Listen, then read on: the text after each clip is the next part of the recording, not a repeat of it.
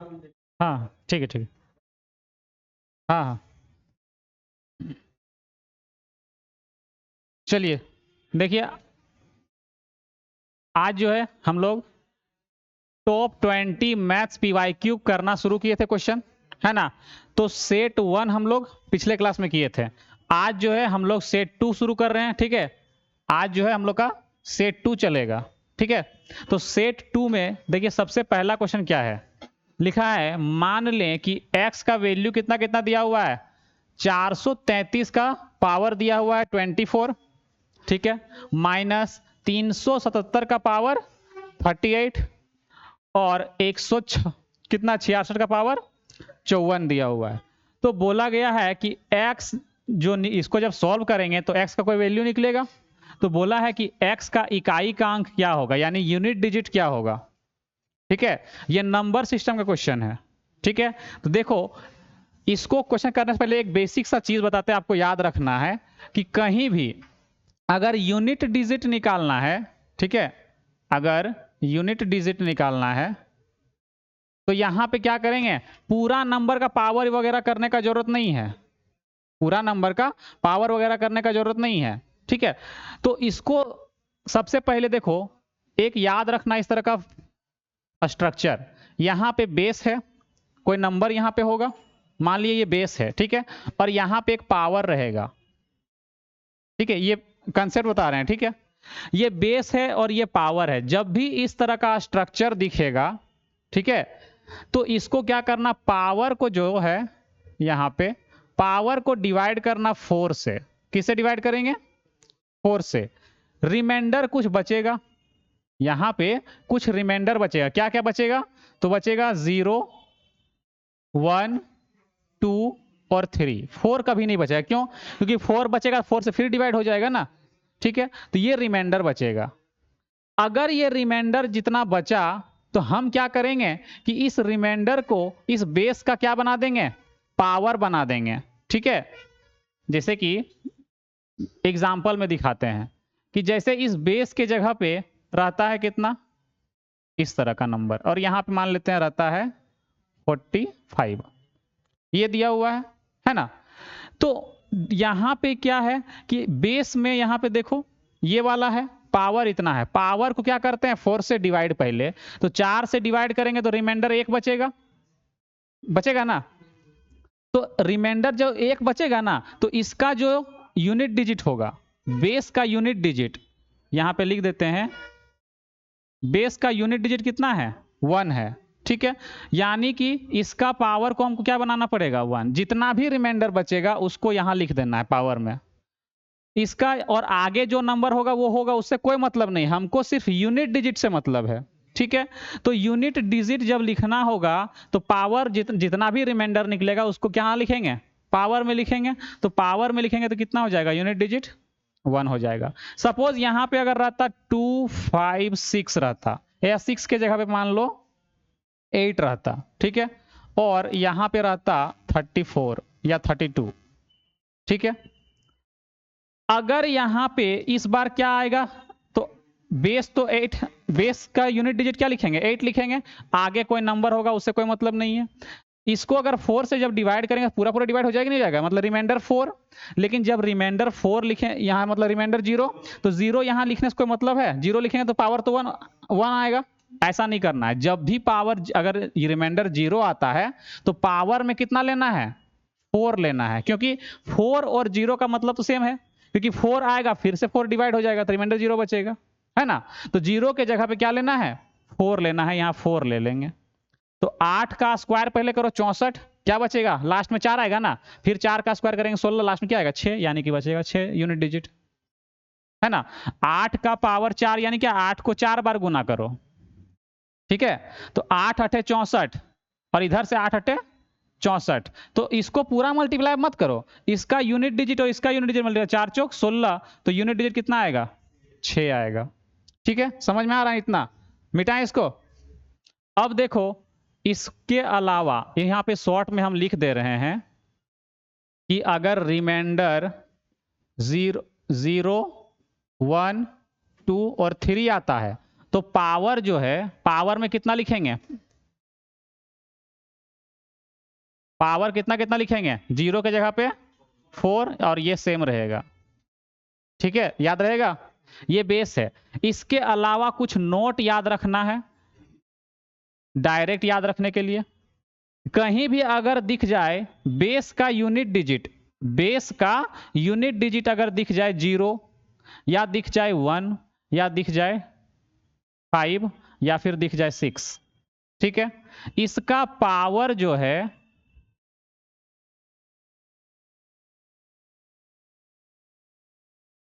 Power कुछ भी रहे, पावर यहां पे कुछ भी रहे, कोई नंबर मान लो रहेगा, है ना, n n कोई नंबर, कोई भी नंबर, इवन रहे, ऑड रहे, प्राइम नंबर रहे, कुछ भी रहे, कोई भी नंबर रहेगा, कोई फर्क नहीं पड़ता है, ठीक है। बस यहाँ पे देखना कितना है कि ये 1 0 रहेगा, फिर यहाँ पे 1 रहेगा, इसका पावर भी कुछ भी रह सकता है, इसका पावर यहाँ पे 5, इसका पावर भी कुछ भी रह सकता है, और एक 6, इसका भी पावर कुछ भी रह सकता है। तो इन लोग का डायरेक्ट यूनिट डिजिट याद रख लो, इसका यूनिट डिजिट डायरेक्ट याद रख लो कि यहां पे जो वैल्यू है ना वही इसका क्या होगा, यूनिट डिजिट होगा। निकाल के तुम देख लो, ये बेसिक है ना, इसे निकाल के देख लेना। डायरेक्ट याद रखना, कहीं भी हमको बेस में 0 दिख जाए, 1 दिख जाए, 5 दिख जाए, 6 दिख जाए, तो डायरेक्ट यूनिट डिजिट 0, इसका यूनिट डिजिट 1, इसका यूनिट डिजिट 5 और इसका यूनिट डिजिट 6। तुम कोई भी नंबर यहाँ पे रख के देखो जिसका यूनिट डिजिट 0, 1, 5 और 6 आएगा। देखो मान लो इसका यूनिट डिजिट 0 है, कितना, 1 पावर करो, 2 करो, 4 करो, 6 करो, 0 ही आएगा। 1 रहेगा तो इसको 1 पावर करो या 2 करो, 1 ही रहेगा। 5 रहेगा तो 1 करेंगे या 2 करेंगे तो 25, 5 रहेगा कि नहीं रहेगा। अगर 3 करेंगे तो 125, लास्ट में तो 5 ना आएगा। तो सेम 6 वाला भी आता है, ठीक है। तो इतना याद रखना है। दूसरा और क्या याद रखना है कि अगर कहीं पे 4 रहता है, ठीक है, बेस में कितना रहेगा, बेस में 4 रहेगा, और इसका पावर अगर इवन रहता है और इसका पावर अगर ऑड रहता है, तो जब इवन रहेगा तो आएगा हमेशा यूनिट डिजिट कितना, यूनिट डिजिट हमेशा कितना आएगा, 6 आएगा, ठीक है, याद रहेगा। और अगर ऑड रहेगा तो यूनिट डिजिट हमेशा कितना आएगा, 4 आएगा। नहीं याद रहेगा क्या करना, इसमें इवन मतलब कोई इवन नंबर रखना है, 2 रख दो, सबसे छोटा इवन नंबर 2, 4 का स्क्वायर 16, 6 आ रहा है कि नहीं आ रहा है। ऑड मतलब 1 रख दो, 4 का 4 ही रह जाएगा, है ना। इसी तरह याद रखना है कि इसका अगर बेस में 9 रहा और ये इवन नंबर रहा, अगर बेस में 9 है और ऑड नंबर रहा, तो जब इवन रहेगा तो 9 का स्क्वायर 81 यानी 1 बन जाएगा यूनिट डिजिट। यूनिट डिजिट कितना बनेगा, 1। और जब ऑड रहेगा तो पावर 1 रख दो, 9 का पावर 9 ही रह जाएगा ना, तो यूनिट डिजिट कितना, 9। याद रहेगा इतना। इसके अलावा यूनिट डिजिट कुछ और रहेगा तो इस मेथड से निकाल लेंगे। जैसे अगर 2 रहेगा तो 2 के लिए तो रूल नहीं बताए हैं, तो 2 के लिए देखेंगे बेस को डिवाइड करके 4 से, पावर जो रहेगा उसको 4 से डिवाइड करेंगे, जो रिमाइंडर निकलेगा उसको क्या करा बना देंगे, उसका पावर बना देंगे यूनिट डिजिट का, ठीक है। चलो ये बेसिक है, इसी से अब क्वेश्चन उसको सॉल्व करेंगे, ठीक है। 2, 7, 3 और 8 का नहीं बताया ना, तो उसको किससे करना है, बेसिक मेथड से, ठीक है। ये सब भी बेसिक मेथड से आएगा, लेकिन उतना क्यों करेंगे, डायरेक्ट हमको जब याद पता है कि 0, 1, 5 में वही नंबर रहेगा। 4 और 9 का भी एक रूल है कि इवन रहेगा तो 6 हो जाएगा, ऑड रहेगा तो 4 रह जाएगा, है ना। कोई दिक्कत है तुम लोग को, समझ में आ रहा है ना। चलो आगे बढ़े। देखो इसको इरेज करते हैं और क्वेश्चन को अब करते हैं। क्वेश्चन क्या है, एक्स का वैल्यू देखो, इसका पहले हम सॉल्व करते हैं। हमको सिर्फ यूनिट डिजिट चाहिए, तो क्या पूरा सॉल्व करेंगे, नहीं, यूनिट डिजिट सॉल्व करेंगे। यहां पे हमको दिखा 3, 4 से पूरा पूरा भागा जा रहा है, तो पावर क्या कर देंगे इसका, 0 रिमाइंडर यानी 4 ना रखेंगे पावर, तो पावर 4 रखेंगे तो 3 का पावर 4 करेंगे कितना, 81 यानी कि 1 यूनिट डिजिट। तो यहां पे देखो इसको लिख के बता दे रहे हैं कि यहां पे 4, 3 का पावर कितना है, 24 माइनस 377 का पावर 38 प्लस 166 का पावर 54 प्लस इतना ही है। चलो तो हमको पता है यूनिट डिजिट कितना है 3, बेस का यूनिट डिजिट 3, और इसको चेक करेंगे, कैसे चेक करेंगे, 4 से भागा देके, तो 4 छक 24, 0 रिमाइंडर, यानी कि पावर को 4 बना देंगे, तो 3 का पावर 4 करेंगे कितना हो जाएगा 81, यानी कि यूनिट डिजिट कितना, एक, इधर कुछ आएगा कोई मतलब नहीं, हम सिर्फ यूनिट डिजिट लिख रहे हैं, ठीक है। माइनस 7 है, 4 से भागा दो, 4 9 36, 2 बच रहा है, यानी इसका पावर 2 बना देंगे, 7 का स्क्वायर 49, यानी कि यूनिट डिजिट 9, प्लस 6 दिखा तो 6 ही रहेगा, बनाने का जरूरत नहीं है ना। तो अब यहां पे देखो माइनस कितना आएगा, 2 आएगा, -2 आ रहा है ना। तो जब माइनस में आएगा तो इसको प्लस में बदल देना, क्या करना, +10 कर देना, तो +8 हो जाएगा, होगा। अगर वैल्यू माइनस में आ जाता है उसमें 10 क्या कर देना, जोड़ देना, तो ये प्लस में चेंज हो जाएगा, ठीक है। क्या 10 से 10 कभी ज्यादा आइए नहीं करेगा। हाँ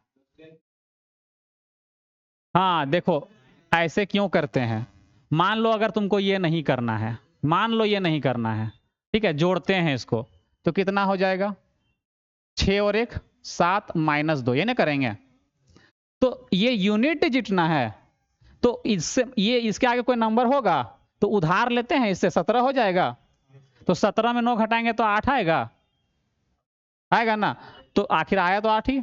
तो इस चीज को या तो ऐसे कर लो, या फिर क्या कर देंगे, -2 आएगा तो +10 कर देना, क्योंकि उधार लेते हैं तो 10 बनेगा ना, तो क्या हो जाएगा, 8 हो जाएगा डायरेक्ट। तो या तो ऐसे याद रखो या ऐसे याद रखो, ठीक है। तो इसका यूनिट, इसमें सॉल्व करने से आया कितना, 8, और ये जो 8 है वो क्या है, यूनिट डिजिट है, मतलब ये आंसर ए होगा, होगा ना। चलो नोट कर लो इसको, स्क्रीनशॉट ले लो, थोड़ा जल्दी जल्दी करेंगे क्योंकि 20 क्वेश्चन है, 20 क्वेश्चन कराने थोड़ा टाइम लगेगा। क्या हुआ, समझा दें, इससे पहले तो थोड़ा दिक्कत हो जाएगा तब। देखो यहाँ पे अभी हम थोड़ी देर पहले क्या बताएं, इन लोग कॉपीज देख लेना, क्योंकि उसको हम इरेज कर दिए, ठीक है। अभी हम बताएं क्या चीज की, बेस अगर रहता है और ये पावर रहता है, तो सबसे पहले चेक क्या करना है, इसको 4 से भागा देना है, जो भी रिमाइंडर बचेगा, 0 1 2 3, 4 तो नहीं बचेगा क्योंकि 4 से भागा दे रहे हैं, तो अगर 0 बचता है तो पावर को इसको 4 बना देना, अगर 1 बचेगा तो 1 ही रहने देना, 2 रहेगा तो 2, 3 का 3 ही, मतलब 0 में सिर्फ 4 बनाना है। हाँ, जितना रिमाइंडर बचेगा ना उसको इस 24 के जगह पे क्या कर देना, उसको रख देना, ठीक है। उस ऐसा क्यों करते पता है, क्योंकि 4 से जब भागा देते हैं ना, 4 के बाद क्या होता है, साइकिल फिर से रिपीट होने लगता है, इसलिए 4 से भागा देते हैं, ठीक है। तो यहाँ पे जो रिमाइंडर बचेगा उसको इसके ऊपर रख देना है, तो इसका रिमाइंडर 0, यानी कि पावर क्या रखेंगे 4, तो 3 का पावर 4 करेंगे कितना होगा 81, तो 81 का सिर्फ 1 लिखेंगे यूनिट डिजिट। सेम यहाँ 7 भागा देंगे 36, रिमाइंडर 2, तो पावर 2 बना दो, 7 का स्क्वायर 49, ये पूरा का स्क्वायर मत करना, सिर्फ यूनिट डिजिट का करना, ठीक है। तो कितना हो जाएगा 49 का 9, इसमें डायरेक्ट हम लिखवाए हैं कि अगर 6 रहेगा और पावर क्या रहेगा ऑड, सॉरी 0 1 5 और 6 का पावर कुछ भी रहे, अगर यहाँ बेस में 0 रहे 1 रहे 5 रहे और 6 रहे, कुछ भी पावर रहेगा हमेशा वही वैल्यू आएगा, 0 रहेगा तो 0 ही आएगा, 1 रहेगा तो 1 ही आएगा, 5 रहेगा तो 5 आएगा, 6 रहेगा तो 6 आएगा, ठीक है। तो 6 है तो 6 ही आ जाएगा, सबको सॉल्व किए तो यूनिट डिजिट कितना आ गया 8, हमारा आंसर कितना है 8, ठीक है। आगे बढ़े, पीछे कोई स्लाइड नहीं, इतना ही है क्या, 2 नंबर मतलब स्लाइड, अच्छा वो इरेज हो गया, फटने के लिए किया था उस समय, जो लिया होगा उन लोग से ले लेना, तभी तो हम पूछे कि इरेज कर दे, तो बोला हाँ। आगे बढ़े, देखो अगला क्वेश्चन क्या है, 5 का पावर कितना है 71, प्लस 5 का पावर 72, प्लस 5 का पावर 73, 5 का पावर 74 और 5 का पावर 75 दिया गया है, तो पूछा ये किससे विभाज्य है, किससे भागा जाएगा, डिवाइड किससे हो जाएगा, ठीक है। कौन सा नंबर जो ऑप्शन में दिख रहा है कौन सा नंबर से डिवाइड हो जाएगा ये, ठीक है, ये भी नंबर सिस्टम का क्वेश्चन है, ठीक है। डिविजिबिलिटी रूल कैसे करेंगे, देखो 5 का सबका बेस 5 है, 5 का पावर 71 कॉमन ले सकते हैं, ले सकते हैं ना, कॉमन कॉमन ले लो, अगर हम 5 का पावर 71 को कॉमन ले लेंगे तो यहां पे क्या बचेगा, कुछ नहीं, यानी कि 1 बचेगा ना। अगला वाला में क्या है कि 71 बाहर कर दिया, यानी कि एक ठो यहां बचा हुआ है, यानी सिर्फ 5 बचेगा। अगला वाला में 2 ठो बचा, यानी कि 5 का स्क्वायर बचेगा। अगला वाला में 5 का क्यूब और अगला वाला में 5 का पावर 4, इतना बचेगा। इसको सॉल्व करते जाओ आगे। इसको जब सॉल्व करेंगे तो 1 + 5 + 25 + 125 + 625, ठीक है, होगा। सबको ऐड करो, कितना होगा? 600, एक 700, 750, 775, 75 और 6, 781। कितना आ गया? 781। इतना तक कोई डाउट है? नहीं। 781 का क्या निकालो? अब देखो ऑप्शन चेक करो पहले। सबसे पहले तुमको दिख रहा है कि ये 5 का मल्टीपल होगा। सबसे पहला मल्टीपल कौन दिख रहा है? 5 का, क्योंकि 5 से गुना है तो 5 से कटेगा ही कटेगा। लेकिन वहां ऑप्शन में 5 नहीं है, मतलब जो भी वैल्यू होगा वो इसी के अंदर होगा। होगा कि नहीं होगा? तो इसका क्या कर दो, प्राइम फैक्टर निकालने आता है ना, क्या कर दो इसको, 11 से कटेगा, 11 से 77, हाँ कट जाएगा। 11 से काट दो, 11 से 77, 11 1 11, यानी कि इसको हम कितना लिख सकते हैं? 11 गुने 71 लिख सकते हैं। यानी कि ये किसका किसका मल्टीपल है? 5 का मल्टीपल है, 11 का मल्टीपल और 71 का मल्टीपल। तो 71 मेरा ऑप्शन में है, तो यही हमारा आंसर हो जाएगा। ठीक है, और कोई मल्टीपल दिख रहा है? नहीं। कभी कभी ऑप्शन क्या रहेगा, 71 भी नहीं देगा, क्या कर देगा, 71 और 5 को मल्टीप्लाई करके दे देगा, निकल जाएगा ना। चलो आप लोग कोई डाउट है? आगे बढ़े। चलो बताओ, ये तीन संख्या जो है वो 3:8:15 के अनुपात में है, उनका लघुत्तम समा मतलब एलसीएम, एलसीएम कितना दिया हुआ है? इतना। तो उसका महत्तम समापवर्तक मतलब एचसीएफ कितना होगा? एलसीएम से पढ़ा है ना। देखो तीन संख्या है, मान लो इस तीन संख्या कितना है? 3x है, 8x है और 15x है। वो रेशियो में दिया था, हम मान लिए कि वो 3x, 8x और 15x है। तीनों का अगर हम एलसीएम लेंगे तो एलसीएम कितना हो जाएगा? तो 15 × 120 और x है तो x लिखना पड़ेगा ना। तो मतलब 120x क्या है? इन लोग तीनों का एलसीएम है ना। तो अगर ये एलसीएम है तो एलसीएम क्वेश्चन में कितना दिया हुआ है? कितना है? 0 से 0 कट जाएगा, 12 से काट दो, 12 छक 72, 10 बच गया, 12 9 108, यानी x का जो वैल्यू है वो 69। यही तुम्हारा क्या होता है? HCF। क्यों? HCF का मतलब क्या होता है? जो सबसे कट जाए, तो x ही ना सबसे कटेगा, x ही सबसे कटेगा, यानी कि कौन सा आंसर होगा? C वाला होगा। ठीक है।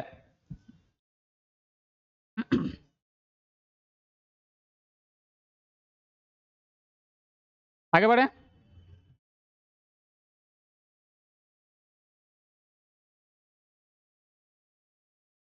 चलिए, देखो सिंप्लीफिकेशन का क्वेश्चन है, ये तो एकदम आसान है।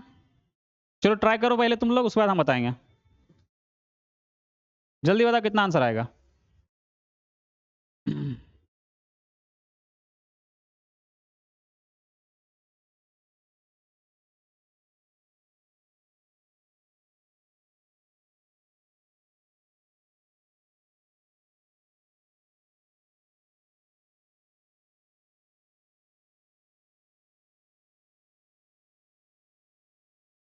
बोर्ड मास का रूल पता है ना, पहले ब्रैकेट का काम, उसके बाद ऑफ का काम, उसके बाद डिवीजन, मल्टीप्लिकेशन, एडिशन और सब्ट्रैक्शन। लेकिन ये बोर्ड मास से हम तुमको क्या पढ़ाए थे? भी बोर्ड मास पढ़ाए थे ना। भी से क्या? वेनिकुलम, है ना, जिसको बोलते हैं क्या? बार बोलते हैं। ठीक है, जो ऊपर में इस तरह का लाइन दिया रहेगा नंबर के ऊपर में, ठीक है, वो वाला होता है वेनिकुलम। तो यहां पे देखो सॉल्व कैसे करेंगे। सबसे पहले ब्रैकेट के अंदर का काम, 6 से काटेंगे 36, 6 दूनी 12, 12 में 6 माइनस करेंगे तो -6, और ये माइनस कितना हो जाएगा? +12 हो जाएगा। यानी कि ये पूरा को हटा के हम क्या लिखेंगे? +12। पूरा को हटा क्या लिखेंगे? 12। ऑफ यानी क्या चीज? गुना। 7 दूनी 14, तो यहां पे हम क्या लिख लिए? 14। और ये भागा करेंगे 14 सत्ते 98, मतलब यहां पे कितना बच गया? 7 और 12 कितना? 12 7 19, यानी कि ये पूरा कट करके हम कितना लिखेंगे? 19 - 4, सॉरी 19 - 4, मतलब 4 - 19। ठीक है, तो माइनस में कितना आएगा? 15। माइनस में कितना आएगा? 15 और यहाँ पे कितना है 4 गुना, मतलब 15 चौक 60 माइनस 60। अच्छा 1 मिनट, कुछ गड़बड़ हुआ क्या? कहाँ कहाँ पे 12 लिख दिए? 1 मिनट रुक जाओ, फिर से देखो, फिर से देखो, हल्ला मत करो। देखो 6 छक 36, 6 दूनी 12, तो -12 और +12 -6 होगा यहाँ पे, तो -6 और ये +6 हो जाएगा। ठीक है, यहाँ मिस्टेक किए थे ना। और 7 दूनी ये 14 हो जाएगा, जो 14 सत्ते 98 होगा। ऑफ को गुना करेंगे तो 7 दूनी 14, 14 से डिवाइड करेंगे 98 को, कितना हो जाएगा 14 सत्ते 98। यहाँ बचा 7 और यहाँ बचा 6, 7 6 कितना 13, 13 माइनस में है, 13 किस में है क्या?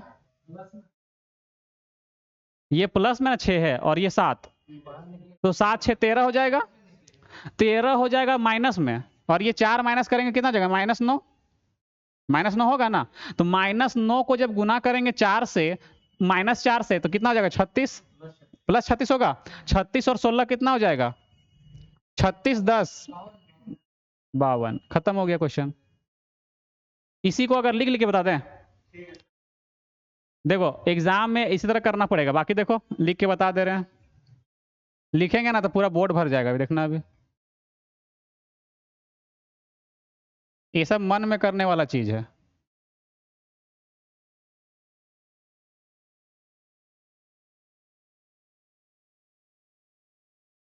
देखो ऑफ का मतलब क्या लिख दे रहे हैं, डायरेक्ट गुना लिख रहे हैं, ठीक है।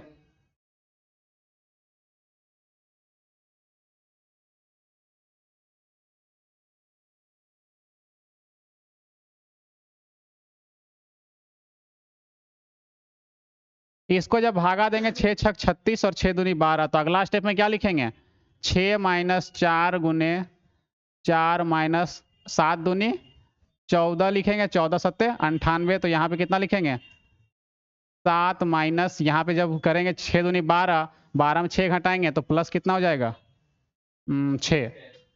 ठीक है, इसको जब अगला स्टेप करेंगे तो -4 गुने, यहाँ 6 7 6 13, -13 में 4 गुना घटाएंगे तो कितना -9, -9 और -4 जब गुना हो जाएगा तो कितना हो जाएगा +36। इसको ऐसे लिख सकते हैं, देखो इसको ऐसे लिख लो प्लस, और यहाँ पे -4 गुने -9 लिख सकते हैं इस तरह से, तो कितना हो जाएगा 16 + 36 यानी कि 52। ठीक है, तो इतना लंबा एग्जाम में लिखेगा तो जल्दी बनेगा क्वेश्चन? नहीं बनेगा, एग्जाम में ऐसे ही करना पड़ेगा मन मन में। ठीक है, कहाँ पे 6 - 6 0 हो जाएगा, और ये 2 कहाँ गया, और ये 2 कहाँ गया, ये 2 से मल्टीप्लाई पहले करेगा कि नहीं करेगा? आगे बढ़े, बढ़े आगे।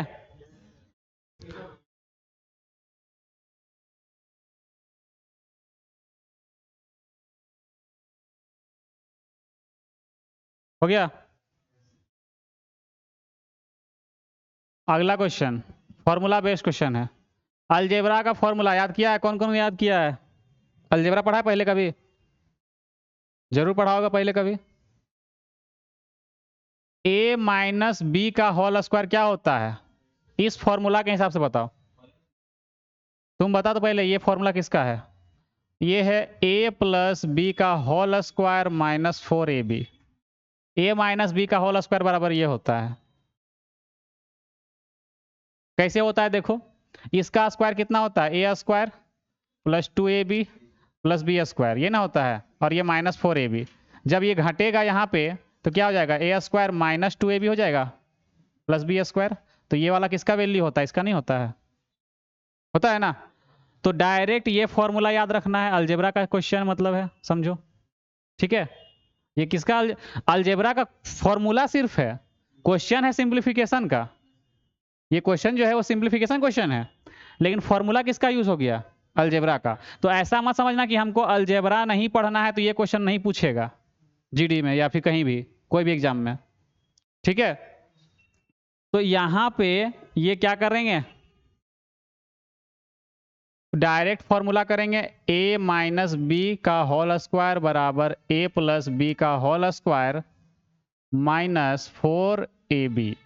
ठीक है, तो यहां पे जरा सोचो यहाँ पे कि ये वाला सेम टू सेम यही लिखा हुआ है, तो हम डायरेक्ट, हमको अगर इसका वैल्यू निकालना है तो हम इस इधर वाला का वैल्यू निकालेंगे, सिर्फ निकालेंगे ना। तो क्या करेंगे, 957 माइनस 932, 932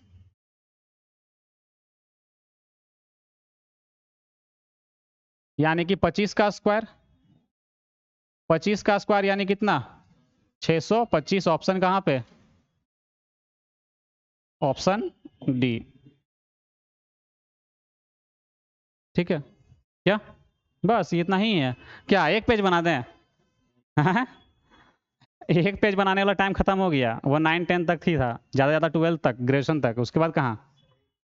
कॉम्पिटिटिव में इतना भी लिखना पाप है ना। हाँ तो क्या, एग्जाम में इतना भी लिखना पाप है। एग्जाम में एक क्वेश्चन में 1 मिनट का भी टाइम नहीं मिलता है ऑनलाइन एग्जाम में, पता है ना। तो वही ना बोल रहे हैं, एग्जाम में ज़्यादा लिखना पाप है, कम लिखो।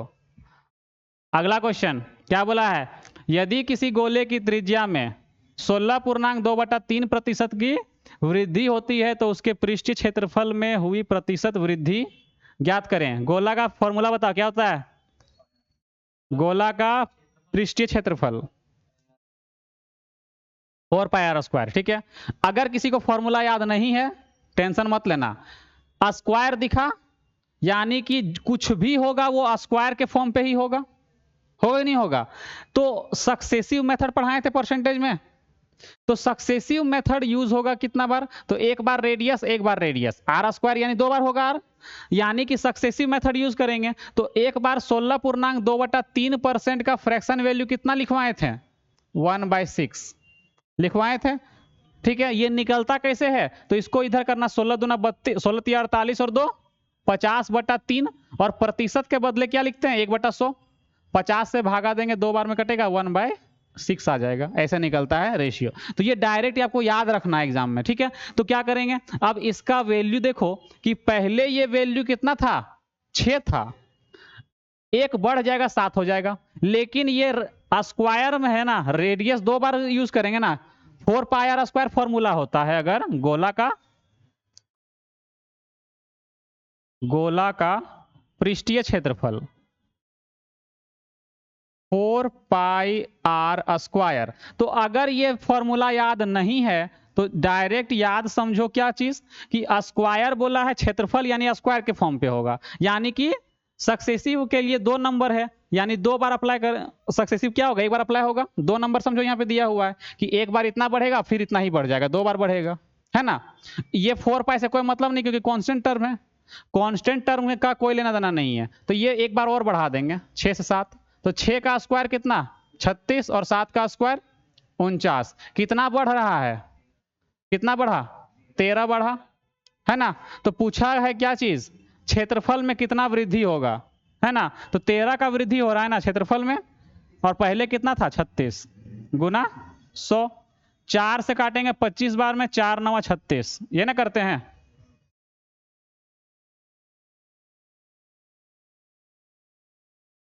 तो 25 को 13 से गुना करो, कितना होगा, 25 मतलब 250, और 25 दिया 75, 325, और बटा में 9, 9 तिया 27।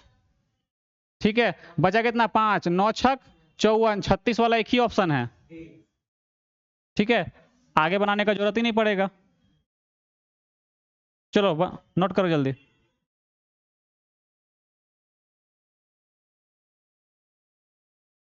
थोड़ा जल्दी जल्दी करो, मोबाइल ऑन रखना हमेशा। अगला, एक्स ने 2 वस्तुओं को 4,000 रुपए प्रति वस्तु की दर से बेचा, मतलब 2 वस्तु बेच रहा है, और कितना कितना बेच रहा है, तो प्रत्येक वस्तु 4,000 में बेच रहा है। ठीक है, तो बोला है इससे उसे ना तो लाभ हुआ ना ही हानि। यदि पहली वस्तु को 25% लाभ में बेचा तो दूसरी वस्तु को कितना % हानि में बेचा है। ठीक है, देखो एकदम इजी क्वेश्चन है, 25% का फ्रैक्शन वैल्यू कितना होता है, 1/4 होता है ना, 1/4। तो पहला वस्तु मान लो 4 में खरीदा था, इधर लिख रहे हैं क्या, सीपी क्रय मूल्य, और इधर लिख रहे हैं एसपी विक्रय मूल्य, एसपी मतलब विक्रय मूल्य, है ना, सेलिंग प्राइस। तो 4 था, एक क्या हो जाएगा, बढ़ा, लाभ में बेचेगा तो 5 में बेचेगा, नहीं बेचेगा, बेचेगा। लेकिन क्वेश्चन में क्या बोला है कि दोनों वस्तु को समान दाम में बेच रहे हैं, यानी इसको 5 में बेचे हैं तो दूसरा वाला को भी 5 में ना बेचे होंगे। ये पहला वाला बोल रहे हैं और ये दूसरा वाला, है ना। तो टोटल कितना बेच दिए, 10 रुपया में या 10 यूनिट में, जो बोलो। तो अब बोला है ना तो हानि होता, ना तो लाभ ना तो हानि, यानी खरीदा भी होगा 10 रुपया में। तो 10 कब आएगा, जब यहाँ पे 6 रहेगा तब ना आएगा। तो डायरेक्ट निकल गया 6। इसको दूसरा पेन से लिख देते हैं। यहाँ पे कितना निकल गया, ये 6 निकल गया। तो देखो दूसरा वाला में कितना का कमी किया गया है, 1 का कमी किया गया है। तो 1/6 गुने 100 निकाल दो, 16.2/3%। खत्म हो गया क्वेश्चन। चलो नोट करो।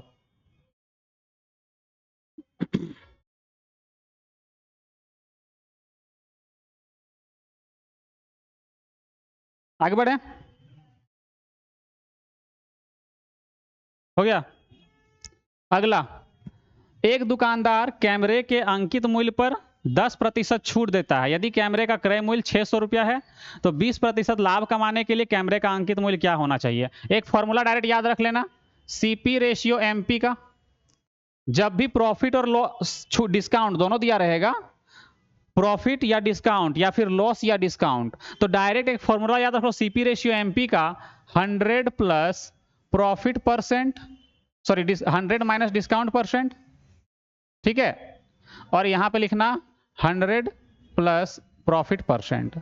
लेकिन अगर लॉस दिया रहेगा, अगर लॉस दिया रहेगा तो याद रखना सीपी रेशियो एमपी क्या चीज कि 100 माइनस डिस्काउंट परसेंट और 100 माइनस लॉस परसेंट। अगर लॉस दिया रहेगा तो ये फॉर्मूला, और प्रॉफिट दिया रहेगा तो ये फॉर्मूला। तो यहां पे प्रॉफिट दिया है ना, तो ये वाला फॉर्मूला का यूज करेंगे। तो जरा सोचो, सीपी रेशियो एमपी कितना होगा। तो 100 माइनस डिस्काउंट कितना का दे रहा है, 10% का ना, यानी कि 90 हो जाएगा ऊपर में, ऊपर 90 होगा कि नहीं होगा। और 100 प्लस प्रॉफिट, प्रॉफिट कितना हो रहा है 20%, यानी कि 120। कितना होगा 30 या 90 और 30 चौके 120, यानी कि 3:4 निकल गया। तो क्वेश्चन में क्या बोला है, क्रय मूल्य 600 है, यानी कि सीपी कितना है 600, 3 का वैल्यू 600 यानी 200 से गुना हो रहा है ना, यानी कितना से गुना हो रहा है 200 से। तो 200 से इसको भी गुना कर दो नीचे वाला को, तो कितना हो जाएगा 800। कितना में बेचा है, 800 में बेचा है, ठीक है।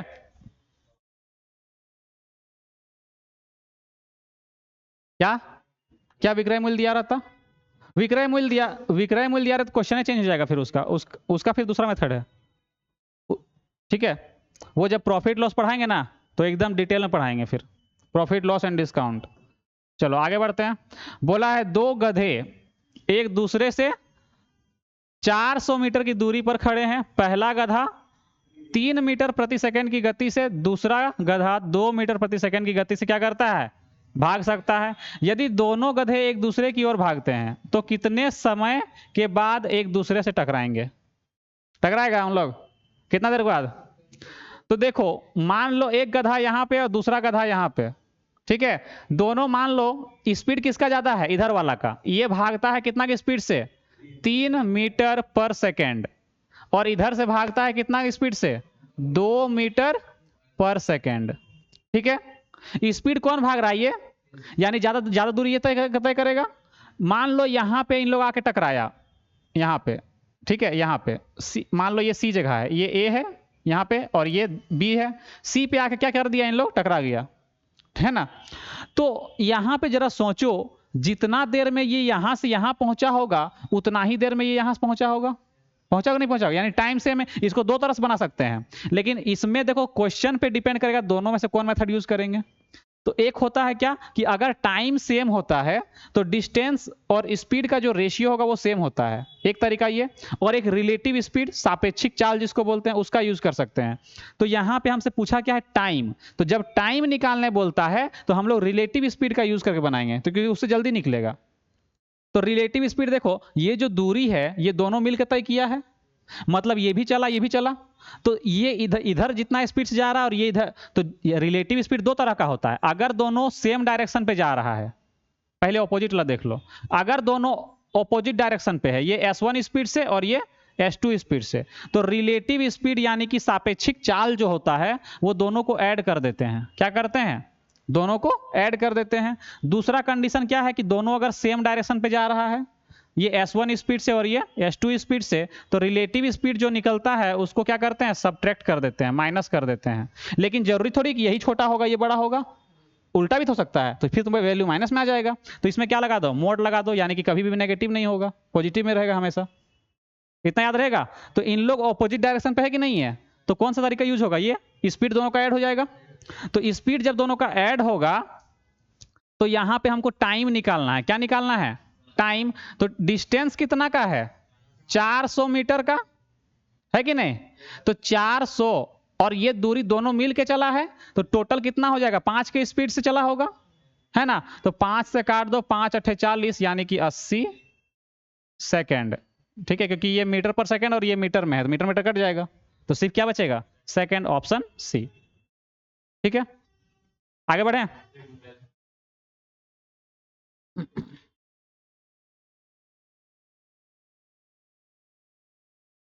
कौन फॉर्मूला, रिलेटिव स्पीड वाला, देखो यहां नोट में लिख दे रहे हैं।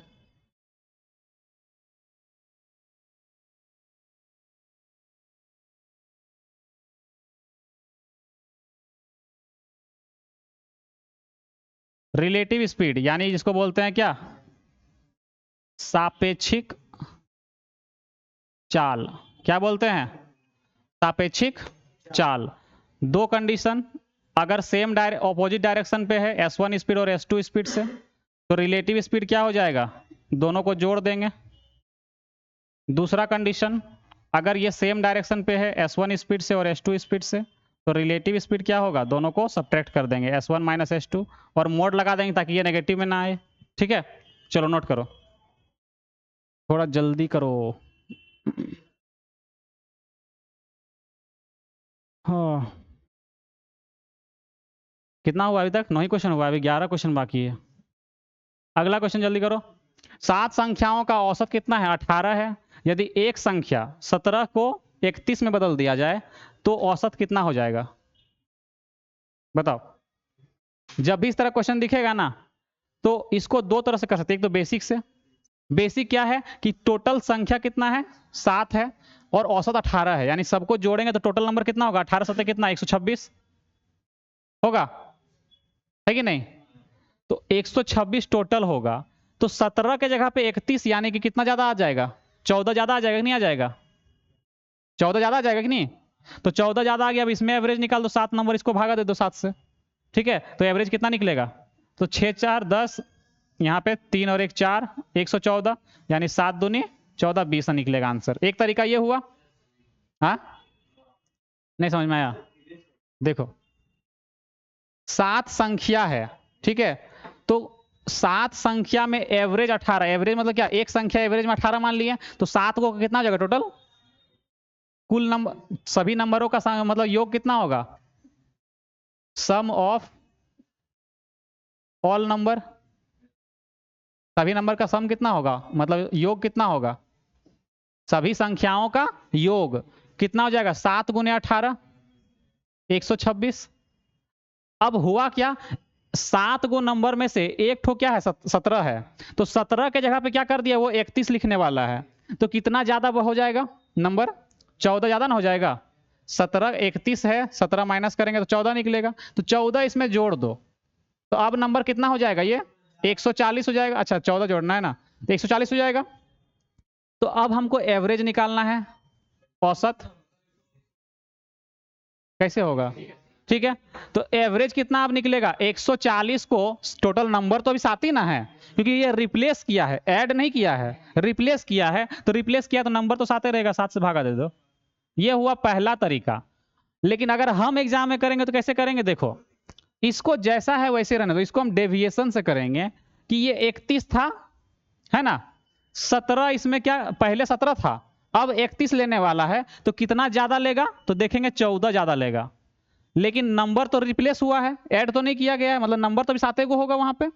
तो क्या करो, ये जो 14 एक्स्ट्रा आ रहा है ना, इसको 7 भाग में क्या कर दो, बांट दो, 7 को 2-2 करके बांट दो। 7 को अगर बांटेंगे ये 14 को, तो 2-2 करके बांटेंगे नहीं बांटेंगे, यानी कि एवरेज 2 बढ़ जाएगा, तो 18 + 2 कितना, 20। बस इतना ही करना है एग्जाम में। ठीक है, चलो नोट कर लो।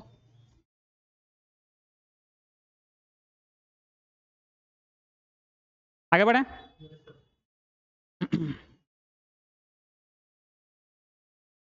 अगला क्वेश्चन क्या बोला, ए बी तथा सी एक काम को क्रमशः 10 दिन 12 दिन 15 दिन में पूरा कर सकते हैं। उन्होंने एक साथ काम करना आरंभ किया। ए काम खत्म होने के 5 दिन बाद, सॉरी 5 दिन पहले काम छोड़ देता है। ए के काम छोड़ने के 2 दिन बाद बी भी काम छोड़ देता है। तो काम कितने दिनों में खत्म होगा? ठीक है, देखो ए कितना दिन करता है? 10 दिन में, बी करता है 12 दिन में, और सी करता है 15 दिन में। सबका एलसीएम टोटल वर्क होता है, तो यहाँ पे 60 क्या होगा? टोटल वर्क होगा, है ना। इफिशियंसी कितना होगा? 6, 12 पचे 60 और 15 चौके 60, ये इफिशियंसी निकल गया, है ना। तो जरा सोचो यहाँ पे ए जो है 5 दिन काम खत्म होने से पहले छोड़ के चल गया, तो ऐसा करो जब भी इस तरह काम छोड़ने वाला आएगा ना क्वेश्चन, तो क्या करो कि 5 दिन पहले काहे छोड़ रहा है, काम करके जाओ। मान लो अगर हम 5 दिन और काम करवा लेते हैं तो काम कितना होता? 60 के, हमको ज्यादा काम होता नहीं होता? तो कितना की इफिशियंसी से करता है? 6 के इफिशियंसी से, मतलब एक दिन में 6 काम कर रहा है। 5 दिन और करवाएंगे तो 30 काम मेरा और नहीं हो जाएगा? होगा, ऐड कर दो। वो ए जब छोड़ता है उसका 2 दिन बाद, यानी कि अगर ये कितना दिन पहले, 5 दिन पहले छोड़ा है, मतलब वो 3 दिन पहले छोड़ा होगा, है ना। 3 दिन पहले छोड़ा है कि नहीं? तो 3 दिन में वो कितना का, उसको भी क्या बोलेंगे, तुम 3 दिन काम करके जाओ। तो करके जाएगा तो कितना दिन करेगा? 5 या 15 दिन और काम हो जाएगा कि नहीं हो जाएगा? तो 15 काम मेरा और हो जाता। सबको ऐड कर दो, ठीक है। कितना हो जाएगा? तो 105। अब इस 105 काम को सब मिलके कर रहा है कि नहीं कर रहा है? क्योंकि किसी को तो भागने तो नहीं दिए। तो अब 105 काम को कौन कर रहा है? सब मिलके, यानी कि 15। तो 15 सत्ते 105, 7 दिन में क्या हो जाएगा? काम फिनिश, ठीक है। हाँ, तो ए छोड़ा था 5 दिन पहले, तो बी छोड़ेगा कितना दिन पहले? 3 दिन पहले छोड़ेगा ना। मान लो, देखो काम मान लो यहां खत्म हो रहा है, ठीक है। ए मान लो यहां छोड़ दिया, तो बी यहां ना छोड़ेगा? इसका छोड़ने के 2 दिन बाद, तो ये जहां छोड़ा उसके 2 दिन बाद ना छोड़ेगा, तो ये इसके लिए 3 दिन होगा। समझो ये चीज, ठीक है। क्या चीज? तो 3 दिन काम पहले छोड़ रहा है, हम 3 दिन काम करवा लेंगे तो 15 काम और नहीं हो जाएगा मेरा? नहीं समझ में आया? जब भी इस तरह क्वेश्चन आएगा, नहीं देखो, इसको अगर प्रोसेस से करेंगे ना तो 7-8 लाइन में सॉल्व होगा। हाँ, शेष काम यहां पे,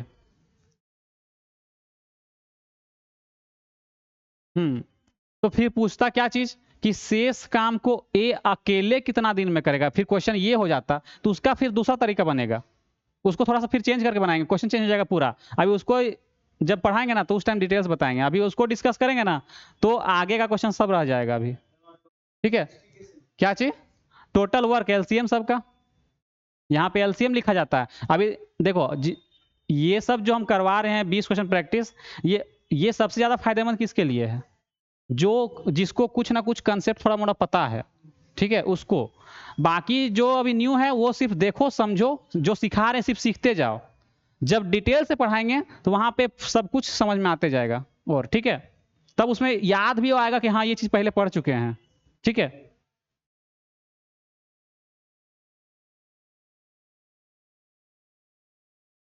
आगे बढ़े। अगला क्वेश्चन देखो, 10,000 रुपए की राशि को कुछ भाग 8% की दर से और कुछ भाग शेष जो बचता है उसको 10% की दर से क्या देते हैं? उधार दे देते हैं किसी को। ओवरऑल जो मेरा ब्याज मिलता है कितना मिलता है? 9.2%।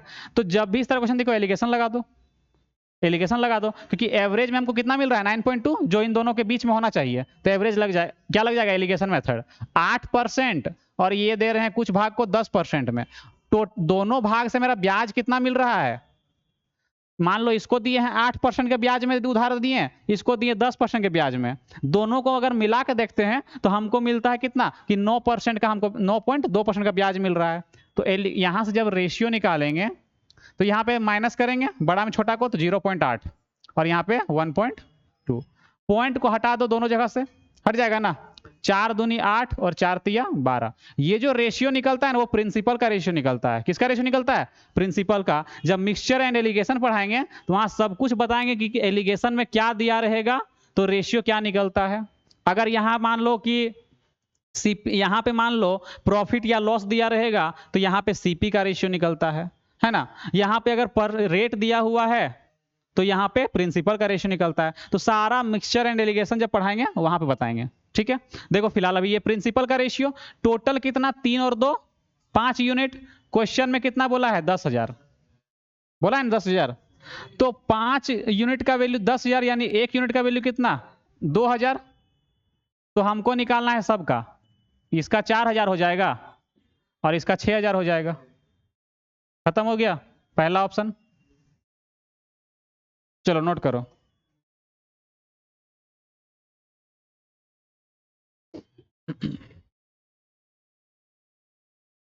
आगे बढ़े।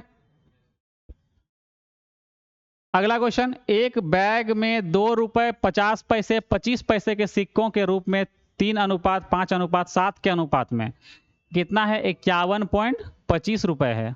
तो 50 पैसे के सिक्कों की कुल संख्या कितनी है? ठीक है, ये जो रेशियो दिया हुआ है वो क्या दिया हुआ है? सिक्कों की संख्या का रेशियो है। ठीक है, तो मान लो यहां पे कि 3 सिक्का है, मान लो। ठीक है, मान लो कि यहाँ पे 3 सिक्का है। कितना रुपया वाला? 2 रुपया वाला। तो रुपया अगर बनेगा तो 6 रुपया बनेगा, बनेगा ना। अगर रुपया में बनाएंगे तो ये 6 रुपया बनेगा। यहाँ पे कितना रुपया बनेगा?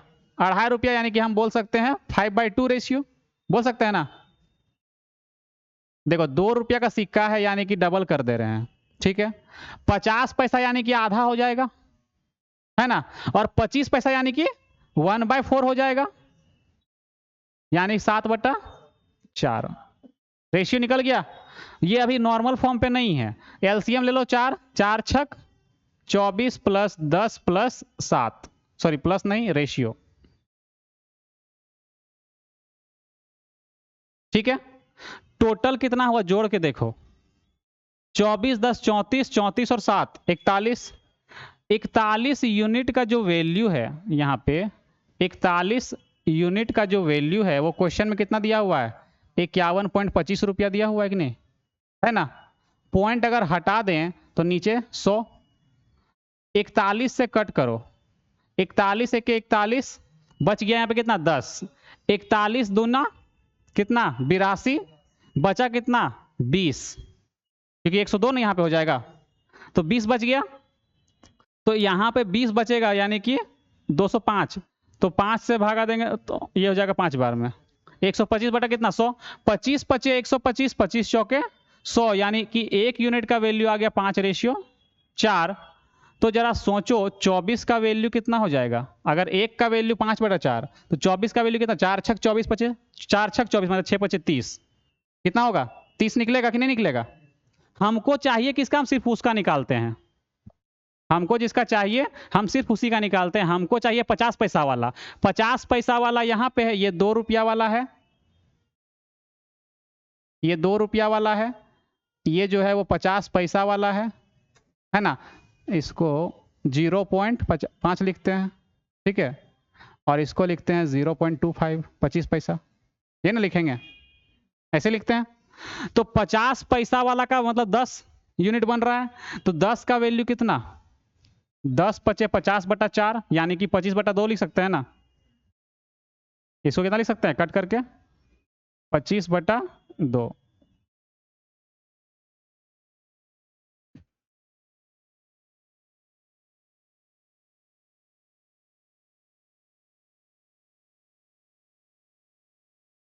ठीक है, कोई डाउट नहीं ना है, ये लिख सकते हैं ना। तो सोचो 25/2 रुपया में है ये जो है ये मेरा क्या है? रुपीज का रेशियो है, और ये क्या है? कॉइन का रेशियो है ना। तो रुपया में कितना है मेरे पास? 25/2 यानी 12.5 रुपया। तो जरा सोचो 12.5 रुपया है 50 पैसा का सिक्का लेकर के, तो नंबर ऑफ कॉइन कितना हो जाएगा? 25 कॉइन नहीं होगा।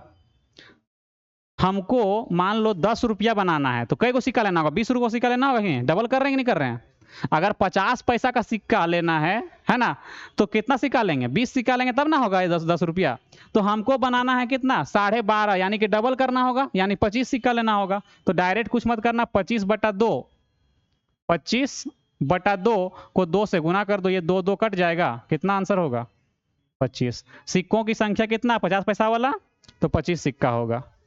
ठीक है, क्या 24, 10, 7। इसको तुमको रेशियो पढ़ा है तो समझ क्या ना आ रहा है, फिर घर में नहीं पढ़ता है।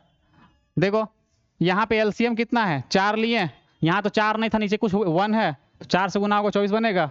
यहाँ 2 है तो 10 बनेगा, यहाँ 4 है तो 7 ही रहेगा। आगे बढ़े।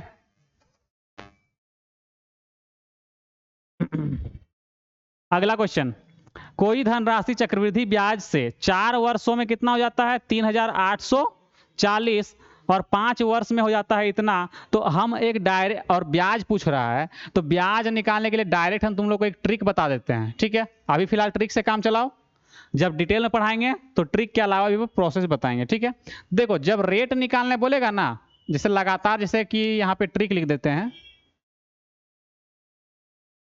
कि यहाँ पे जो पहला टाइम जो है, टाइम 1, ठीक है, T1, पहला जो टाइम रहेगा, मान लो n ईयर्स है ना, n साल है, और दूसरा जो टाइम है वो इससे एक ज्यादा रहेगा। ठीक है, इससे एक क्या रहेगा? ज्यादा रहेगा। तो डायरेक्ट रेट पूछेगा तुमसे, अगर तुमसे रेट पूछता है तो रेट निकाल लेना कितना। तो डायरेक्ट करना क्या चीज कि n+1 -n, ठीक है, दोनों के बीच का डिफरेंस। 1 मिनट रुक जाओ, नहीं ये टाइम दिया हुआ है ना, चलो टाइम ठीक है यहाँ पे, और इसका T1 अगर दिया हुआ है, यहाँ देखो टाइम दिया हुआ है 2 ठो, देखो टाइम दिया हुआ है कितना? 2 ठो लगातार वर्ष। ठीक है, और इसमें 2 अमाउंट दिया रहेगा, एक अमाउंट A1 और एक A2, 2 अमाउंट दिया रहेगा। ठीक है, 2 अमाउंट रहेगा, A1 और A2, इस तरह से 2 अमाउंट रहेगा, A1 और A2 मतलब मिश्र धन। ठीक है, तो क्या करेंगे रेट निकालने के लिए, R% निकालने के लिए क्या करेंगे? तो कुछ मत करना, यहाँ पे डायरेक्ट लिखो रेट बराबर A2 - A1, यानी कि ये A1 है, ये A2 है, तो A2 - A1 by A1 into 100%। बस ये तुम्हारा ट्रिक है। ठीक है, कैसे आता है ये भी बता दें कंफर्म। चलो देखो यहाँ पहले डायरेक्ट पुट करो, पहले इसमें माइनस करेंगे कितना आएगा? 96 आएगा, और नीचे कितना? 3840 गुने 100, 0 से 0 खत्म, 4 बार में काट दो, कट जाएगा, कट रहा है ना। 2 से काटेंगे 5 बार में, 5/2 यानी कि 2.5%। खत्म हो गया क्वेश्चन यहाँ पे। लेकिन अगर रेट के जगह पे कुछ और पूछ देगा तो फंस जाएगा, फिर फंसेगा ना। अगर रेट के जगह पे क्या पूछ देगा? प्रिंसिपल कितना होगा, तब तो फिर हालत खराब है ना। चलो इसको पहले बनाओ, उसके बाद बताते हैं तरीका क्या कैसे आता है, ये क्यों आता है। हो गया, देखो इसको इरेज करते हैं और बताते हैं।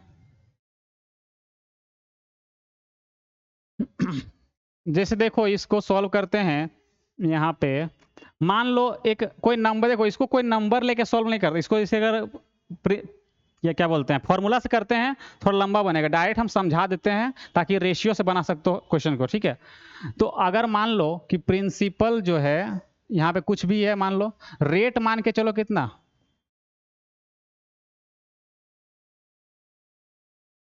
यहाँ पे रेट अगर ऐसे करेंगे तो दिक्कत हो जाएगा ना।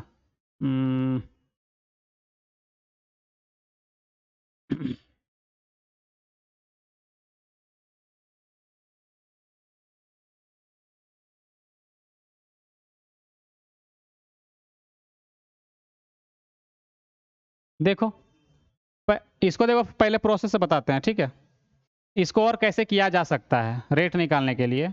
तो देखो यहाँ पे मान लो कोई प्रिंसिपल होगा, ठीक है, 4 साल में, 4 साल में इसको एक तरीका से और बता देते हैं रेशियोज करने के लिए, ठीक है। और यही प्रोसेस से क्या आता है, वो फॉर्मूला भी आता है, ठीक है। 4 साल में ये कितना हो जाता है, इतना, ठीक है। और 5 साल यानी कि यहां से 5 साल, यानी कि यहां से 1 साल बोलेंगे, है ना, तो कितना जाता है, कितना हो जाता है ना। और अच्छा यहाँ पे, ठीक है। तो कुछ मत करना, इसका और इसका रेशियो निकाल दो। क्या निकाल दो, रेशियो। कट करो इसको, इसको कट करते जाओ, थोड़ा सा इसमें टाइम लगेगा लेकिन, ठीक है, टाइम लगेगा लेकिन निकल जाएगा। थोड़ा सा कट करो, कितना होता है, 96 से कट जाता है ना पूरा 4 बार में ये, और 96 से ये भी कटेगा, कितना बार कटता है देखो,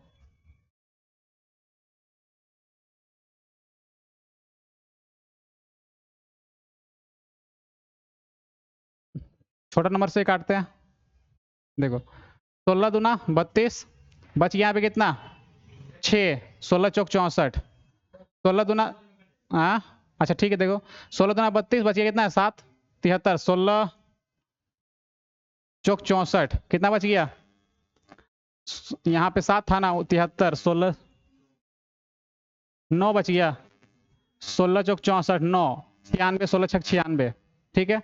और किससे कट रहा है, 6 से, 6 चौके 24, 6 चौक 24 और 6 का 6, 41, 40 से कितना हो रहा है 41, ये 1 साल का है। अगर 2 साल रहेगा तो क्या कर देना, यहाँ रूट लगा देना, 3 साल रहेगा तो क्यूब रूट लगा के निकाल देना, मतलब तुमको 1 साल बनाना है रेशियो को। ये जो है वो 1 साल का डिफरेंस है। अगर यहाँ पे 2 साल रहता तो फिर क्या करते हैं, इसको रूट लगा देते हैं इस तरह से, ठीक है। उसके बाद जो निकलता उसका निकालते रेट। 3 साल अगर यहां रहता तो क्यूब रूट लगा देते हैं इस तरह से। हाँ, तुमको 1 साल का बनाना है वहां पे, ठीक है। तो ये पावर 3 साल है, यानी कि 3 का क्यूब हुआ है, क्यूब रूट लगा देंगे, ठीक है। ये पता चलेगा ऐसा क्यों होता है, ये पता चलेगा जब शुरू से पढ़ाएंगे ना कंपाउंड इंटरेस्ट, तब पता चलेगा, ठीक है। फिलहाल देखो यहाँ पे, इसको जब सॉल्व करेंगे, इसको जब सॉल्व करेंगे देखो कितना बड़ा ब्याज कितना मिल रहा है 1 साल में, एक ब्याज मिल रहा है कि नहीं, एक ब्याज मिल रहा है किसमें 40 में, गुने 100, तो कट करेंगे, 2.5 हो गया। अगर प्रिंसिपल पूछ देगा, अगर प्रिंसिपल पूछ देगा तो ये याद रखना, यहाँ पे 1 साल करना है ना इसको, यहाँ पे 1 साल था ना, ठीक है। ये रेट निकल गया। अगर मान लो कल को प्रिंसिपल पूछ देगा तो याद रखना कि 1 साल में रेशियो कितना बन रहा है 40 रेशियो 41 1 साल में, तो यहां गैप कितना का है 4 साल का, यानी कि 40 का पावर क्या कर दो ना 4, और 41 का पावर क्या कर देना 4, यानी यहां से यहां का जो रेशियो बनेगा ना वो इतना बनेगा, ठीक है। अब जो भी अभी तो फिलहाल यहाँ 4 है ना, एग्जाम में जो क्वेश्चन अगर प्रिंसिपल ला पूछता है वो यहाँ का गैप कम रहेगा, 2 का रहेगा या 3 का रहेगा, ठीक है। तो इसका जब सॉल्व करेंगे, हाँ, क्योंकि हमको 4 साल का निकालना है, ये तो 1 साल करना है, तो 4 साल बनाने के लिए क्या करना, पावर 4 करना पड़ेगा, क्योंकि देखो अमाउंट का फॉर्मूला क्या होता है, P into 1 plus R by 100 का पावर n होता है। तो ये n यानी कि अगर 2 रहेगा तो पावर 2 होता है, 3 साल रहेगा तो 3 करते हैं ना, तो वही पावर में लिख रहे हैं, समझो कि ये पावर तुम्हारा है, ठीक है। तो प्रिंस आप देखो यहाँ पे जो भी वैल्यू मान लो निकलेगा पावर 4 करेंगे तो प्रिंस यहाँ पे देखेंगे कि इसका वैल्यू यहाँ पे मान लो कुछ वैल्यू निकलेगा ना 4 पावर करेंगे तो इतना का वैल्यू इतना, तो इतना का वैल्यू निकाल लेंगे, प्रिंसिपल निकल जाएगा। तो ये तरीका यूज करते कब, जब प्रिंसिपल निकालना हो तब। लेकिन जब अगर रेट पूछ दिया है, रेट जब पूछ देगा तो direct formula use, trick use करो, क्योंकि देखो आखिर हो क्या रहा है, इसमें इसको घटा रहे हैं और इसी को यहां नीचे लिख रहे हैं गुना 100, तो वहां भी तो वही लिखे थे कि A2 बाय ए माइनस A1 बाय A1 ऐसे लिखे थे। तो A2 ये हुआ, A1 ये हुआ, माइनस की यहां लिखे, A1 को यहां लिखे गुने 100%, बस यहाँ पे काट के थोड़ा सा खाली क्या कर लिए थे, छोटा कर लिए थे। तो आखिर अगर बड़ा वाला भी माइनस करेंगे तो लास्ट में यहाँ कटबे ना करेगा, तो डायरेक्ट इतना करने से अच्छा क्या है, डायरेक्ट सॉल्व करो इस तरह से, और मैक्सिमम जो क्वेश्चन आएगा ना वो ट्रिक से जल्दी सॉल्व होगा, इसमें थोड़ा सा टाइम लगेगा, है ना। और ट्रिक में ऐसा नंबर जब घटाएगा ना तो कभी कभी क्या होगा कि इसको और इसको घटाने से इसके बराबर का जो वैल्यू, जैसे यहाँ पे क्या है, 0 है ना, कभी कभी ऐसा वैल्यू आ जाएगा कि जब घटाएगा ना तो यहाँ पे आ जाएगा कितना, 384, तो डायरेक्ट दिखेगा 10% में कट रहा है ना। तो इससे फायदा होता है ट्रिक से। आगे बढ़े, लिख लो, नोट करना है इसको।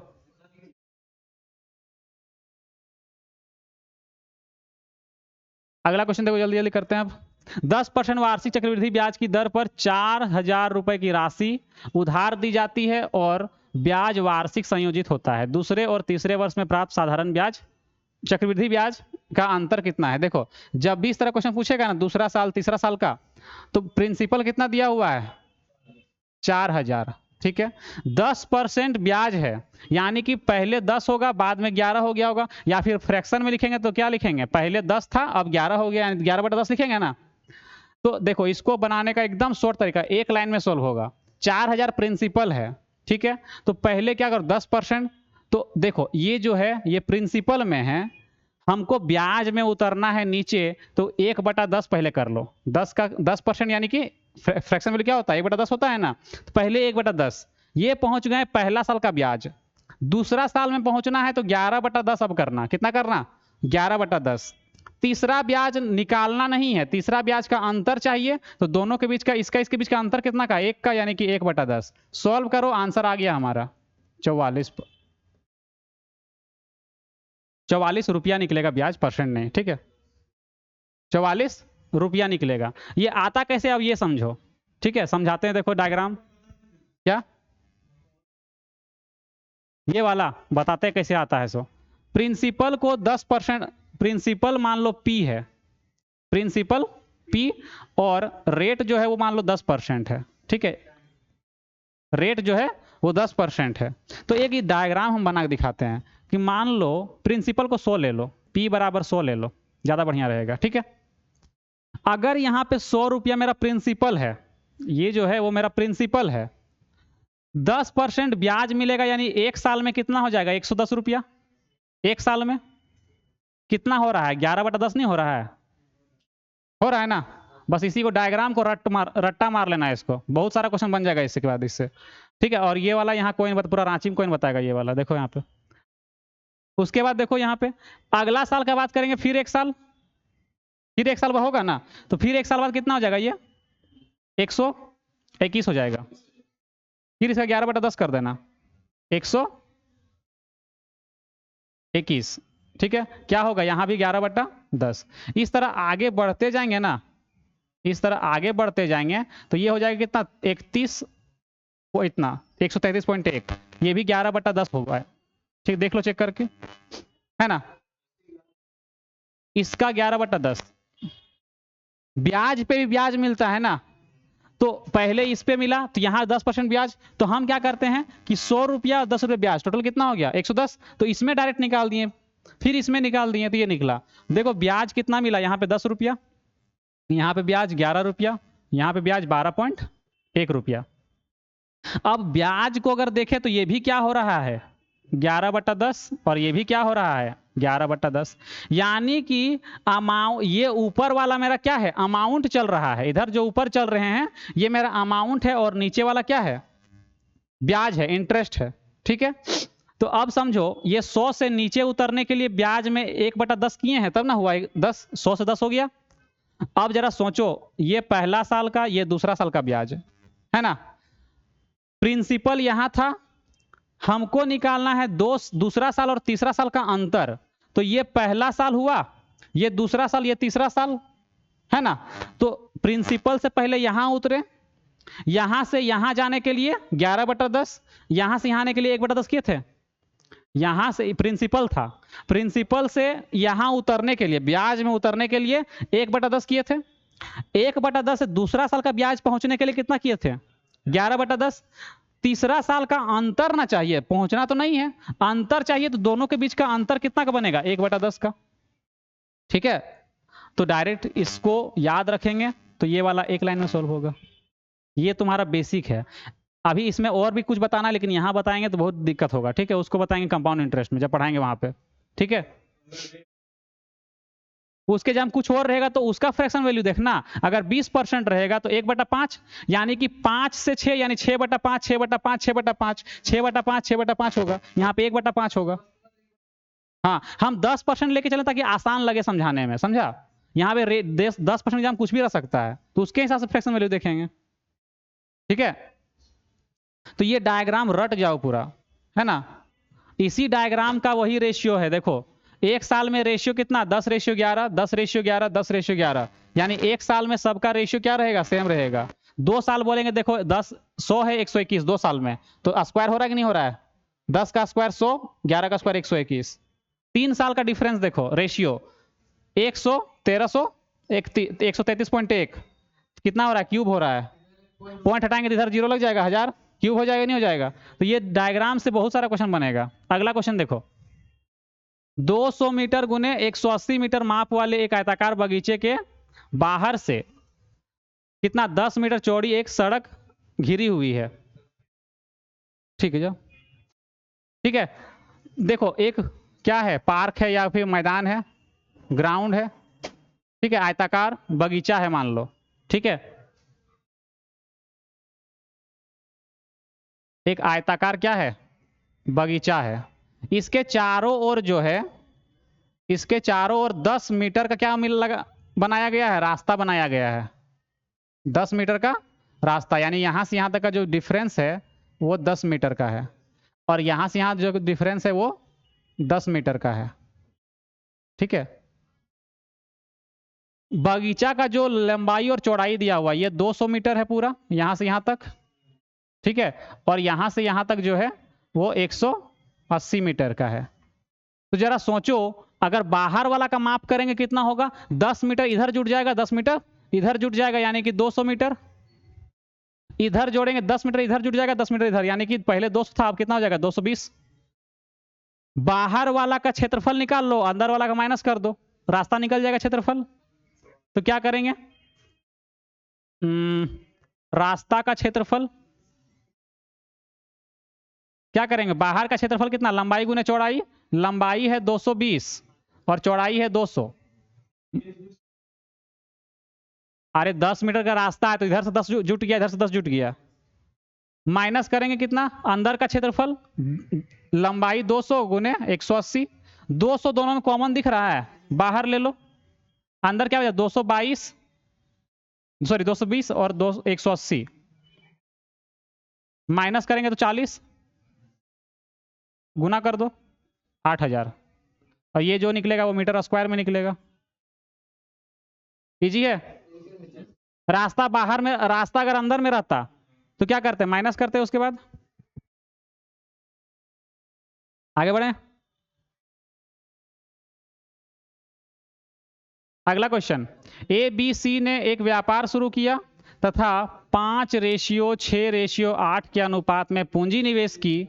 यदि उन्होंने 5:3:12 के अनुपात में लाभ प्राप्त किया तो ज्ञात करें उन्होंने अपनी पूंजी अवधि किस अनुपात में निवेश की। यह पार्टनरशिप का क्वेश्चन है, ठीक है। पार्टनरशिप में याद रखना कि प्रॉफिट का जो रेशियो होता है, ये प्रॉफिट बराबर होता है कैपिटल, यानी जितना पूंजी लगाएं, ठीक है,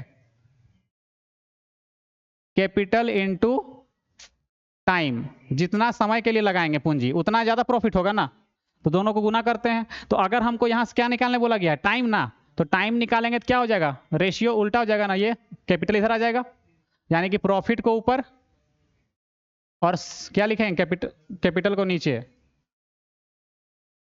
ठीक है, ये होगा। यानी अगर हम टाइम का रेशियो निकालते हैं, T1 ratio, T2 ratio, T3, तो क्या हो जाएगा, P1/C1 रेशियो, P2/C2, यही ना निकलेगा, रेशियो में लिखेंगे तो।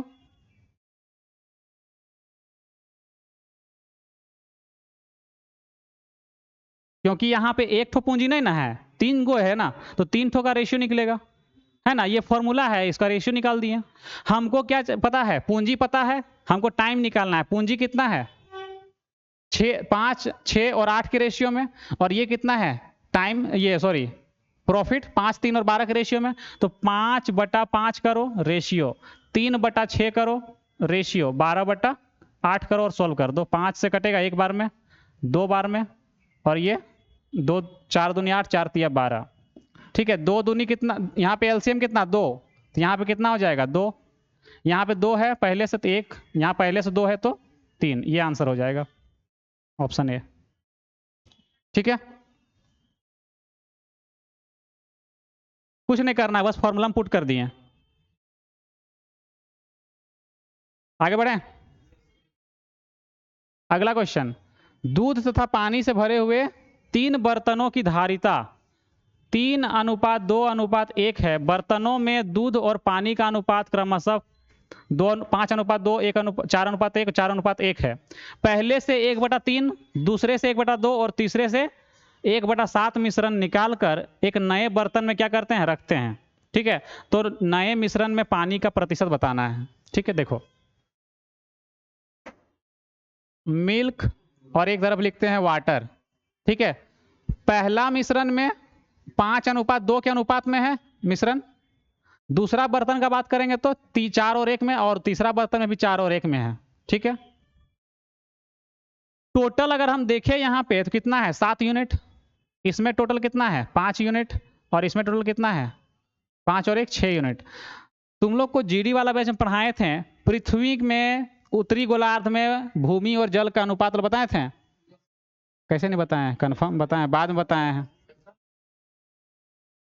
अच्छा, यहाँ पे 5 होगा, बताएं, हमको जहां तक याद हम बताए हैं।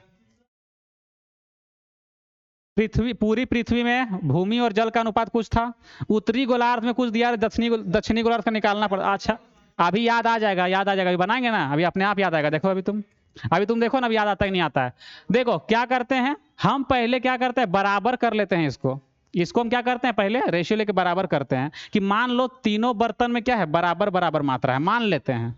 ठीक है, तो ये 5 बना देते हैं गुना करके, और ये 7 और ये 7, बराबर हो गया। लेकिन हमको बराबर नहीं रखना है, कितना का अनुपात में रखना है, 3:2:1, मतलब इसको 3 से गुना कर दो, इसको 2 से गुना कर दो, इसको 1 से गुना कर दो, अब हो गया रेशियो अलग अलग, इस रेशियो में बढ़ गया ना।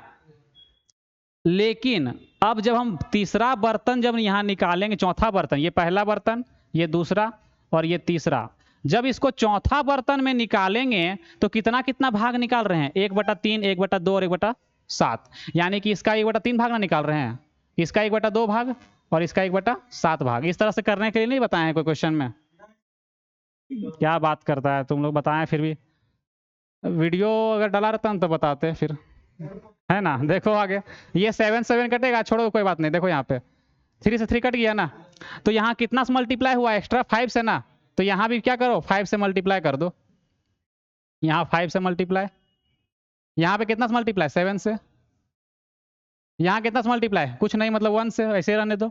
5 × 5 = 25 और 7 × 4 = 28 और 4, तो 25 4 29 और 28 कितना 57, 28 दूनी 56, उसमें 29 था, 57 हो जाएगा। अरे थोड़ा सा दिमाग लगाओ, इसमें कैलकुलेशन जाना ऐसे ही करना पड़ेगा कि 28 और 29 है, तो 28 दूनी 56 और 1 कर दो 57, 5 दूनी 10 और 7 1 7, 10 7 17 और 1 18, कहाँ पे दिखाइए ऑप्शन, आंसर हो जाएगा। लेकिन ये ऑप्शन में रेशियो नहीं पूछा है, पूछ दिया है नए मिश्रण में पानी का कितना रेशियो में, पानी कितना प्रतिशत होगा, पानी कितना दिख रहा है 18, तो 18 दिख रहा है, पूरा मिश्रण में ना दिख रहा है, पूरा मिश्रण में 18 पानी है, तो पूरा मिश्रण कितना का होगा 8 7 15 और 5 और 1 6 7 75 यूनिट का होगा, क्योंकि पूरा मिश्रण में दूध इतना है, पानी इतना है, तो बोला है पानी कितना परसेंट होगा, तो पानी जो है 18 है पूरा में से, अब गुने क्या करेंगे, परसेंटेज निकालना है तो 100%, 25 चौके 100 और 25 तिया 75, 3 से काटेंगे 6 बार में, तो 6 चौके 24%। ठीक है, ये हो जाएगा ऑप्शन डी। कोई डाउट है, चलो 2 क्वेश्चन और बचा हुआ है, थोड़ा ज्यादा टाइम लग गया ना, आगे बढ़े। अगला क्वेश्चन, किसी शंकु की ऊंचाई तथा त्रिज्या 12 सेंटीमीटर और 6 सेंटीमीटर है, शंकु के आधार से 3 सेंटीमीटर ऊंचाई पर काटे भाग की त्रिज्या ज्ञात करिए। देखो एक शंकु है, ठीक है, एक शंकु है ना, ये रेडियस है इसका, ठीक ये इसका क्या है, रेडियस है ना। तो बोला है इसका जो हाइट है ना, इसका हाइट कितना है, तो 12 यूनिट है, यहां पे लिख देते हैं 12 बाहर में, ठीक है, 12 सेंटीमीटर, ठीक है। ये दिया हुआ है ना क्वेश्चन में। रेडियस दिया हुआ है कितना, 6 सेंटीमीटर। बोला गया है क्या कि इसका जो आधार है, इस शंकु का जो आधार है, बेस जो है, उससे 3 सेंटीमीटर ऊंचाई पे क्या करते हैं, इसको कट करते हैं। तो मान लो इससे 3 सेंटीमीटर ऊंचाई मान लो यहां पे कट कर दिए इसको, ठीक है, मान लो यहां कट कर दिए, ऐसा ना कटेगा।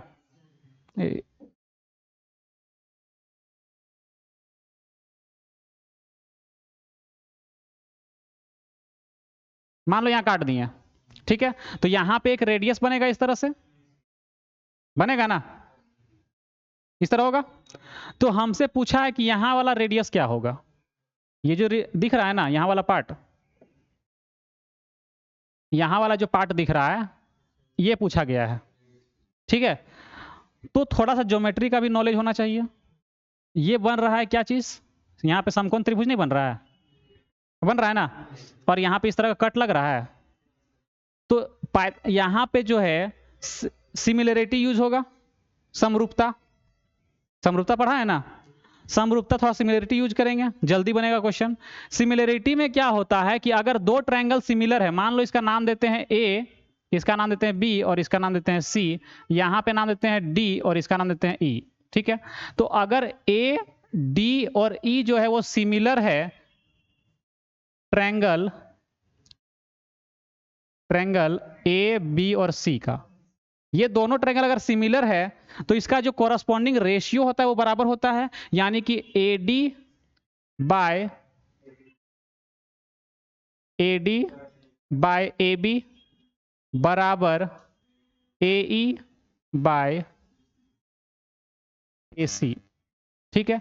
ये बराबर कब होगा, जब ये पैरेलल होता है तब ना होगा सिमिलर, क्योंकि देखो ये जब भी काटेंगे सीधे ना कटेगा, तो ये पैरेलल लाइन होगा, मतलब ये सिमिलर हो जाएगा, ठीक है। तो ये वाला तरीका समझो यहाँ पे कि अगर ये 12 था और यहाँ पे ये 3 सेंटीमीटर था इतना ऊंचाई पे, तो इधर कितना बच गया है, ये 9 सेंटीमीटर। तो इसका रेशियो अगर देखेंगे तो इसका रेशियो कितना का है, A D by A B लिखे हैं ना, तो यहाँ पे क्या कर दो, इसके जगह पे एक तरीका और है, इधर वाला भी लिखते हैं, height DE by B C, ठीक है। अब जरा सोचो, एक चीज और भी बराबर होता है रेशियो, इसका रेशियो बराबर इसका रेशियो, इसका रेशियो बराबर इसका रेशियो, ये भी होता है इसमें, A D by D B बराबर ए ई बाई ई सी, ये भी होता है बराबर, ठीक है। तो जरा सोचो, ये कितना है, 9 है, और ये कितना है, 3, हमको इधर वाला पता करना है, ठीक है। तो यहाँ पे ए ई निकालना है ना, सॉरी यहाँ पे डी ई लिखाएगा, ठीक है। एक मिनट, कुछ गड़बड़ किए हैं क्या, ए ई बाय